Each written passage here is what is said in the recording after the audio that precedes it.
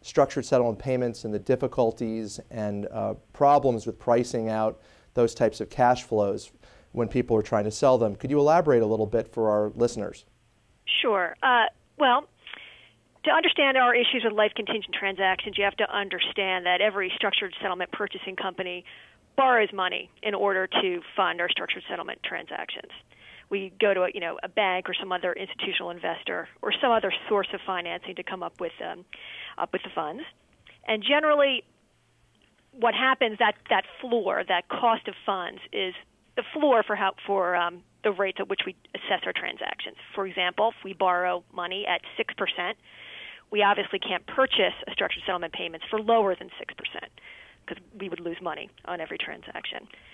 In life contingent transactions, since we will not get the payments upon the death of the annuitant, they are riskier for both us and our investor, and we have to do something to kind of hedge against that risk. Does that risk mean that you go out and buy a life insurance policy? Well, there's two ways to do it. You either go out and you buy a life insurance policy, and you can, if you ever looked at a structured settlement transaction, those are pretty clear. On the disclosure statement, there'll actually be a deduction in the expense section for a life insurance policy. For reasons not related to our industry, it's getting tougher to find insurance companies willing to sell life insurance under these circumstances. So the other option is to not hedge against the risk of death and to just, ascribe some kind of value to the additional risk that you undertake by buying life contingent transactions. And the way you ascribe a risk is the rates go up. So what you'll see in those transactions is that the rate for a 20-year-old healthy individual selling structured settlement payments is going to be lower than the rate assessed to a 60-year-old smoker who's had a heart attack in the past, because that rate that we are borrowing money, that we're trying to kind of capture that risk, is assessed in the rate assessed to the individual annuitant. Trish, how do factoring companies assess the mortality risk? Do they go out and hire their own medical underwriters or hire actuaries? What type of process do they go through, just in general terms? Yeah, we actually work with actuaries who determine who look at the pool that we've of transactions that we've kind of pulled together. They look at an individual and they do underwrite them. They look at their medical history, their criminal history, which actually plays into your risk. They look at what kind of prescription drugs you're on, your age, various factors to come up with basically a life expectancy. But even if with the life expectancy for the individual is 40 years, we always recognize that there is some level of additional risk that anyone could pass away before the end of the period. So even the healthy 20-year-old is going to get a higher rate than someone who's selling, a guaranteed payment stream. Right. So the preference is for the guaranteed payments.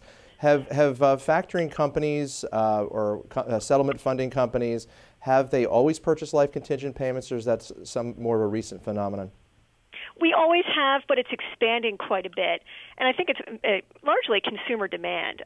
It's really a good estate planning tool. If you are an individual, we see this quite a bit, individuals who have life contingent payments, and that's a potential for a payment stream.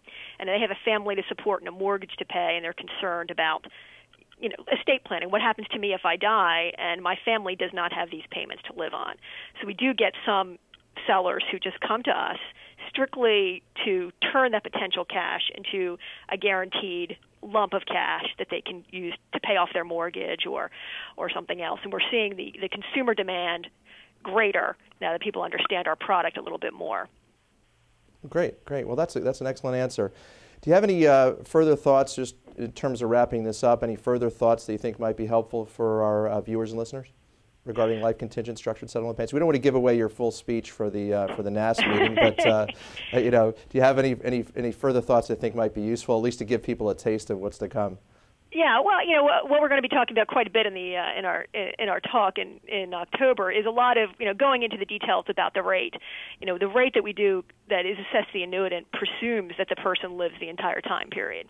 if we have an unhedged transaction, if the seller dies before we receive a single payment, the company is out the entire lump, the entire amount of money paid to the annuitant. So there is a substantial risk.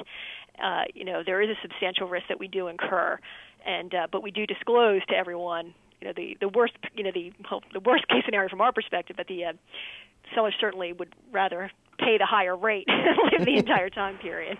So. Yeah, and we'll talk. We're going to talk quite a bit about explaining rates in court